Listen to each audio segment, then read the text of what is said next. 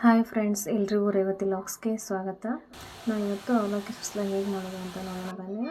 ಮೊದಲಿಗೆ ನಾನು ಇದಕ್ಕೆ ಪ್ರಿಪ್ರೇಷನ್ಸ್ನ ಮಾಡ್ಕೊಂಡಿದ್ದೀನಿ. ತರಕಾರಿ ಎಲ್ಲ ಹೆಚ್ಚಿಟ್ಕೊಂಡ್ಬಿಟ್ಟಿದ್ದೀನಿ. ಮತ್ತು ಪೋಹಾನ ಕೂಡ 2-3 ಸಲ ತೊಳೆದ್ಬಿಟ್ಟು ಒಂದು ಜಾರಿಯಲ್ಲಿ ಸೋಸಿಟ್ಕೊಂಡ್ಬಿಟ್ಟಿದ್ದೀನಿ. ಜಾರಿಯಲ್ಲಿ ಸೋಸಿಟ್ಕೊಳ್ಳೋದ್ರಿಂದ ತುಂಬ ಅರಳುತ್ತೆ, ಹೂವು ಅರಳದಂಗೆ ಅರಳುತ್ತೆ ಮತ್ತು ಸಾಫ್ಟ್ ಆಗುತ್ತೆ ಮಾಡಿದಾಗ. ಅದಕ್ಕೆ 1-2 ಬಾರಿ ನೀರು ಹಾಕ್ಬಿಟ್ಟು ಸರಿಯಾಗಿ ವಾಶ್ ಮಾಡಿಬಿಟ್ಟು ಸೈಡಿಗೆ ಎತ್ತಿಟ್ಕೊಂಡ್ಬಿಟ್ಟಿದ್ದೀನಿ. ಅವಲಕ್ಕಿನ ಹಿಂಡುವಾಗ ಯಾವುದೇ ಕಾರಣಕ್ಕೂ ಕೈಯಿಂದ ಒತ್ತಿ ಪ್ರೆಸ್ ಮಾಡಿ ನೀರನ್ನು ಹಿಂಡಬೇಡಿ, ಆವಾಗ ಅವಲಕ್ಕಿ ಗಂಟಾಗುತ್ತೆ. ಈ ಥರ ಜಾರಿಯಲ್ಲಿ ಹಾಕಿಡಿ, ತುಂಬ ಚೆನ್ನಾಗಾಗುತ್ತೆ. ಅವಲಕ್ಕಿ ಅಂದರೆ ಸ್ವಲ್ಪ ದಪ್ಪ ಅವಲಕ್ಕಿ ಇರಬೇಕು, ತೆಳು ಅವಲಕ್ಕಿನ ಇಟ್ಕೋಬೇಡಿ. ನೋಡಿ, ಹೀಗೆ 2-3 ಸಲ ನೀರು ಹಾಕ್ಬಿಟ್ಟು ನೀಟಾಗಿ ವಾಶ್ ಮಾಡಿ ಅದರಲ್ಲಿರೋ ದೂಸು ದುಮ್ಮು ಎಲ್ಲ ಹೋಗಬೇಕು, ಆವಾಗ ಚೆನ್ನಾಗಿ ಬರೋದು, ಇಲ್ಲಾಂದ್ರೆ ಇಲ್ಲ. ನೋಡಿ, ಈ ಥರ ಜಾರಿಯಲ್ಲಿ ಹಾಕಿಟ್ಟಿದ್ದೀನಿ ನಾನು.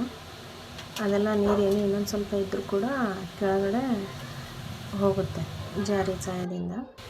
ಇಲ್ಲಿ ಮೊದಲಿಗೆ ನಾವು ಸ್ಟವ್ನ ಆನ್ ಮಾಡಿಬಿಟ್ಟು ಬಾಣಲಿನ ಇಟ್ಟು ಜೀರಿಗೆ, ಸಾಸಿವೆ, ಎಣ್ಣೆ ಎಲ್ಲನೂ ಹಾಕ್ಕೊಂಡ್ಬಿಡ್ಬೇಕು. ಸ್ವಲ್ಪ ಜೀರಿಗೆ ಚಟಪಟ ಅನ್ನೋವರೆಗೂ ಬಿಟ್ಬಿಟ್ಟು ಆಮೇಲೆ ಎಣ್ಣೆ ಹಾಕಿ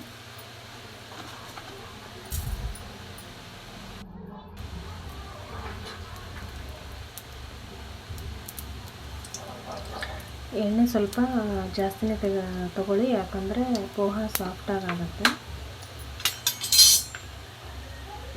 ನಾನಿಲ್ಲಿ ಒಂದು ಅರ್ಧ kg ಆಗೋಷ್ಟು ಪೋಹ ತೊಗೊಂಡಿದ್ದೀನಿ. ಅದಕ್ಕೆ ಒಂದು 100 ml ಜಾಸ್ತಿನೇ ಹಾಕಿದ್ದೀನಿ ನಾನು.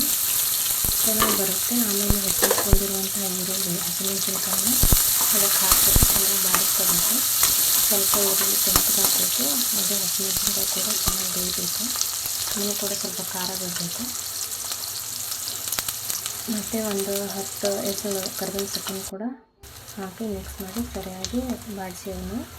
ನಂತರ ನಾವು ಸ್ವಲ್ಪ ಶೇಂಗಾ ಬೀಜ ಮತ್ತು ಪುಟಾಣಿ ಬೀಜ ಅವೆರಡನ್ನೂ ಕೂಡ ಹಾಕಿ ಸರಿಯಾಗಿ ಬಾಡಿಸಿ ಅವು ಕೂಡ ಸ್ವಲ್ಪ ಹುರಿಬೇಕು ಚೆನ್ನಾಗಿ.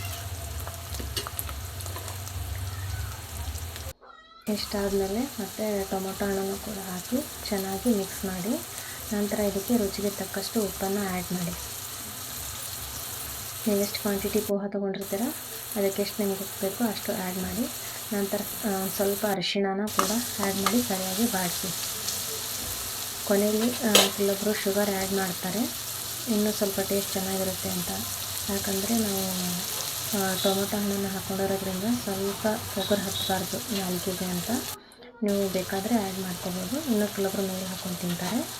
ಇದೆಲ್ಲ ಸರಿಯಾಗಿ ಬಂದಮೇಲೆ ಇದಕ್ಕೆ ಪೋಹನ ಹಾಕಿ ಸರಿಯಾಗಿ ಮಿಕ್ಸ್ ಮಾಡಬೇಕು. ಆವಾಗ ನಮ್ಮ ರೆಸಿಪಿ ರೆಡಿಯಾಗುತ್ತೆ. ಈ ರೆಸಿಪಿ ತುಂಬಾ ಸರಳ, ಟೈಮ್ ಕೂಡ ಸೇವ್ ಆಗುತ್ತೆ ಆ್ಯಂಡ್ ಇನ್ಸ್ಟಂಟ್ ರೆಸಿಪಿ ಅಂತ ಹೇಳಿದ್ರು ತಪ್ಪಾಗೋದಿಲ್ಲ. ಯಾಕಂದರೆ ವೆಜಿಟೇಬಲ್ಸ್ ಎಲ್ಲ ಕಟ್ ಮಾಡ್ಕೊಂಡ್ಬಿಟ್ಟು ಬಗರ್ ಹಾಕಿಬಿಟ್ಟು ಪೋಹ ಹಾಕಿಬಿಟ್ರೆ ರೆಡಿಯಾಗಿಬಿಡುತ್ತೆ ಇದು. ಬೇಕಾದವರು ಸ್ವಲ್ಪ ಪುಟಾಣಿ ಹಿಟ್ಟನ್ನು ಮೇಲ್ಗಡೆ ಹಾಕ್ಕೊಳ್ಳಿ, ಇಲ್ಲಾಂದರೆ ಸ್ಕಿಪ್ ಮಾಡಿ. ನೋಡಿ, ಈ ರೀತಿ ನಮ್ಮ ಪೋಹ ರೆಡಿ ಆಯಿತು. ತುಂಬ ಸಾಫ್ಟಾಗಿದೆ, ಹಾಗೆ ಉದುರು ಕೂಡ ಆಗಿದೆ. ಉದುರು ತಿನ್ನೋರಿಗೆ ಈ ಥರ ಮಾಡಿಕೊಂಡ್ರೆ ಚೆನ್ನಾಗಿರುತ್ತೆ. ಕೆಲವೊಬ್ಬರು ಫುಲ್ಲು ಮೆತ್ತಗೆ ತಿಂತಿರ್ತಾರೆ, ಅವರು ಸ್ವಲ್ಪ ಜಾಸ್ತಿ ನೀರಲ್ಲಿ ನೆನೆ ಇಟ್ಬಿಟ್ಟು ಆಮೇಲೆ ಜಾರಿನ ಮಾಡಿ ತುಂಬ ಚೆನ್ನಾಗಿ ಬರುತ್ತೆ ಪೋಹ. ನೋಡಿ, ಈ ರೀತಿ ನಮ್ಮ ರೆಸಿಪಿ ರೆಡಿ ಆಯಿತು. ನಿಮ್ಗೆ ಇಷ್ಟ ಆದರೆ ಒಮ್ಮೆ ಟ್ರೈ ಮಾಡಿ ನೋಡಿ. Thank you for watching.